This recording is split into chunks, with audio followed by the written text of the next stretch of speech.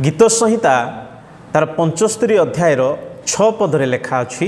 कारण पूर्व दिगरु कि पश्चिम दिगरु कि बा दक्षिण दिगरु उन्नति आसे नाही।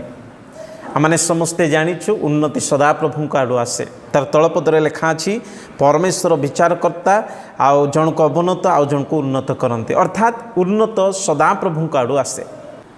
तेबे 6 पदरे पूर्व दिग पश्चिम दिग आ दक्षिण दिग विषय लेखागला। उत्तर दिग कहीं लेखागला नहीं। प्रिय माने उत्तर दिग या ईश्वरंकर बासस्थान आड़ को सूचाए। जदि आपण माने पढ़िबे गीत संहिता तार 48 अध्याय 2 पद तहिरे ए प्रकार लेखा अछि। उत्तर दिगस्थ सियोन पर्वत उच्चतारे मनोहर, समग्र पृथ्वीर आनंदजनक और महाराजंकर नगर। एठारे उत्तर दिगरे सियोन पर्वत महाराज ईश्वरंकर नगर बोली लेखा अछि। तेणु सिम्बोलिकाली उत्तर दिग सदा प्रभुंकर बासस्थान एक निदर्शन। से जगार पूर्व पश्चिम दक्षिण दिगरु उन्नत आसे ना बोली लेखा अछि, किंतु उत्तर दिग को लेखा ही नहीं, कारण उत्तर दिग ऊर्ध्व को सूचाए।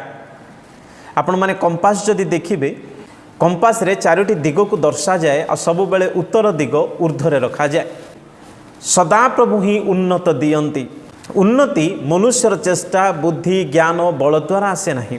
उन्नति केवल सदा प्रभु को द्वारा आसे।